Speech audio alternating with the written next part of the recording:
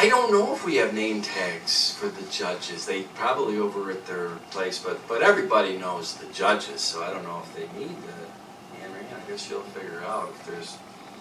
But come on up.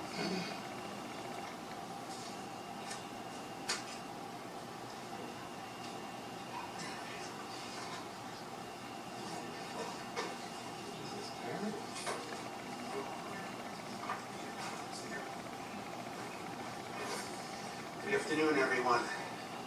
Hi, judges.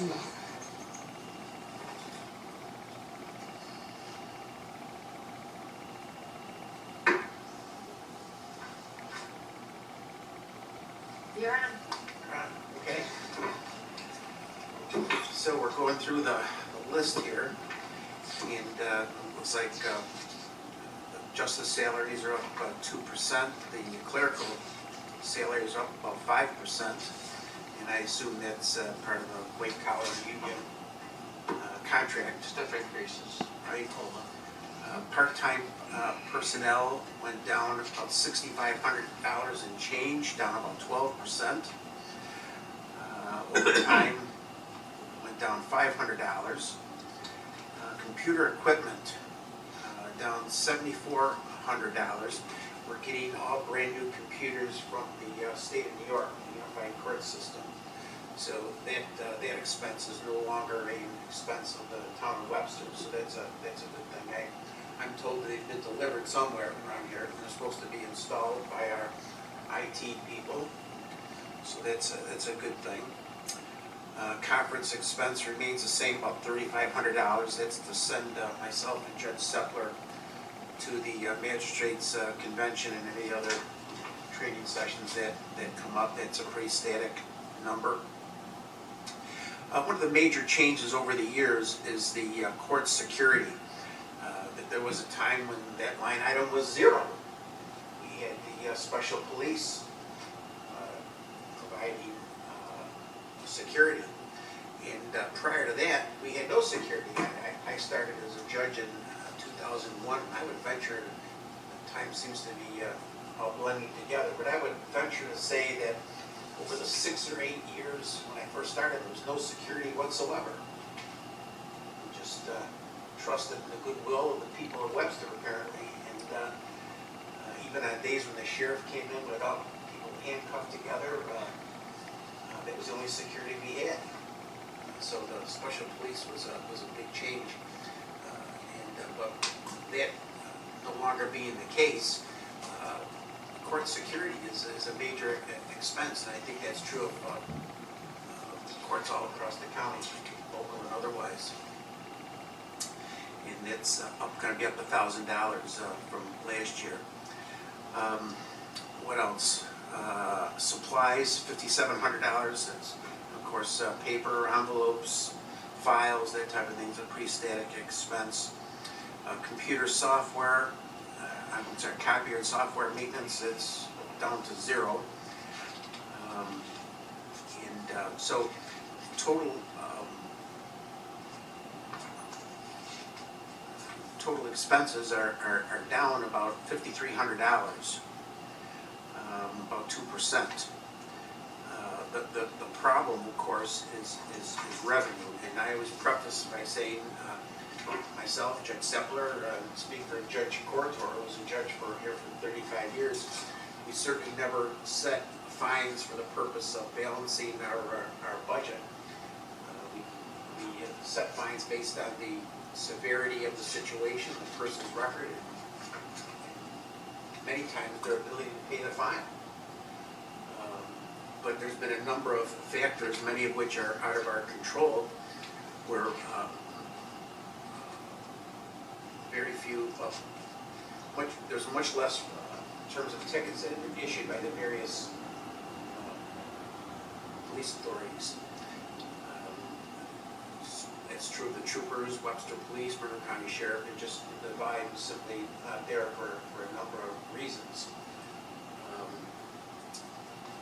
Certainly there was a time when the New York State troopers parked themselves in 104 and gave mountain tickets after that, but that's not the case. The other problem, and this comes from Albany, certainly is you may recall in June of 2023, the state of New York passed a law that forbid us to scoff anybody's license who didn't pay their fine. You may find that to be counterintuitive, but that is the law. And so as a result, regardless of the fine that's set, and again, certainly many times you set the fine knowing, trying to find out the ability of the person to pay the fine in the first place, so let's say a high fine person can pay it. But taking all those factors into account, it was a major, certainly a major hook to be able to scoff someone's license so that they would pay the fine, and certainly they can pay them on installments. And our clerks have always been very, very compassionate with people to allow them time to pay the fines, but the state of New York simply took that away from us. So as a result, in order to close the file, we prepare civil judgments. And those judgments are turned over to the Monroe County District Attorney's Office. They file those with the Monroe County Clerk. Certainly, and some days you look in the daily record, and there's lists of all the fines, that all the civil judgments filed by all the courts, city, town, village courts, that those all represent unpaid fines. Every once in a while, somebody shows up at the window to pay off their civil judgment when they've applied for a credit card or a lease, or their house went up for sale, that type of thing. But it's certainly the exception, not the rule. So that's the issue here. So it looks like in terms of amount to be raised by taxes, about 18,000 and change more from the year before, and most of that is, I guess, is large part of it is the clerk's expenses. Yeah, we had to reduce fines substantially from 98 to 80,000. It's just, as Tom says, it's been the trend. And there was a time in years past where our revenue exceeded our expenses, and again, that was simply because of the fact of where we were situated with Route 104 running through the town of Webster. But again, it was never a situation where the judges are setting fines with the idea that he's going to balance our budget. It was the sheer numbers that resulted in the revenue collected. So that's where we are. Judge Sutton, there's anything to add? I think you got all the high points, and Judge just what I said. There's changes in legislation and trends in law enforcement policies that have impacted the revenues. Those are beyond our control. But the things that are within our control, such as some of the technology expenses that we were able to address by the court looking into resources that are available through the state and bringing in state technology into the courtroom, into our offices. That has been an area where we've been able to save some money overall in the budget. So we're really pleased with that, and there are always things that we're looking into to see whether resources are available for the Office of Court Administration. Right, we're able to take advantage of various grants that the state puts out every year.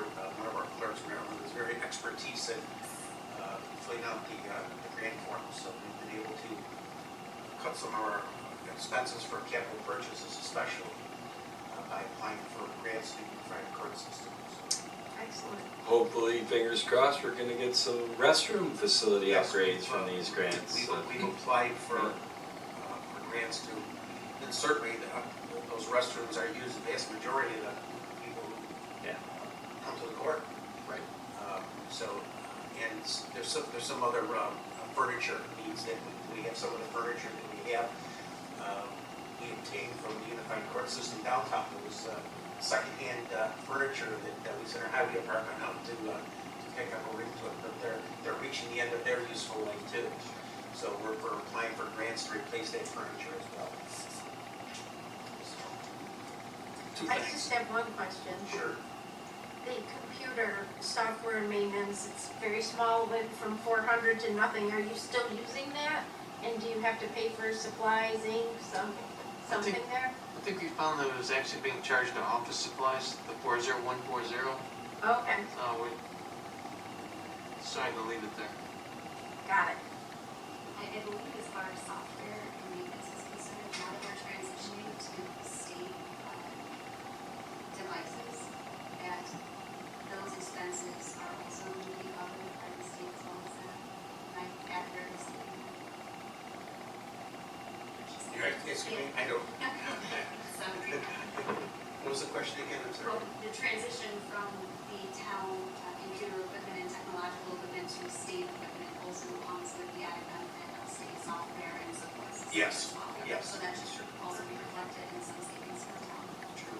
Another example stuff we got from our grant was a nice TV we got from the corporal that we use for trials with district attorney or the defense counsel puts up videos or body worn camera footage that's probably we had maybe 2-3 years now. It gets a lot of use. It gets a lot of use, and again, that was paid for by the Unified Court System, the grant that we applied for, so. Thank you. It's very, very good that you look into grants to help, offset our taxpayer money. That's a wonderful thing. And Josh just also touched on it, we have really amazing staff. They are truly experts in the grant application process. Yes. We can't thank them enough for the hard work that they do to help bring these grants to the court system and really improve the overall administration of justice. So they're not here, but thank you. And to your point, Judge Salvo, with respect to not using the court system to generate revenue, you're 100% right. I had 2 opportunities 2 years ago to see that in effect. My son got a speeding ticket on 104 a couple of years ago, and I don't want to say surprised. It was very nice to see the professionalism and the leniency afforded to people that were in court by the judge. So you're 100% right. We appreciate that. We always tell, especially the young DAs and public defenders, they come in, that the justice court is probably the first and maybe only time someone will see the inside of a courtroom. Yeah. So it's very important to be very, very professional. And I remind them that this is not town court. The proper term, this is justice court. It's time to do justice. This is justice court. You So, truly exercise that, so thank you so much. Thank you. Thanks, Dan. all right, thank you. Thank you. I want to thank Paul for his help because it's a daunting process. Yeah. Even though we don't have as big a budget as some of the other departments, it's still, if you're not doing it on a regular basis, it's a daunting process. So thank Paul for all his help. You're welcome. Thanks, Tommy. Appreciate it.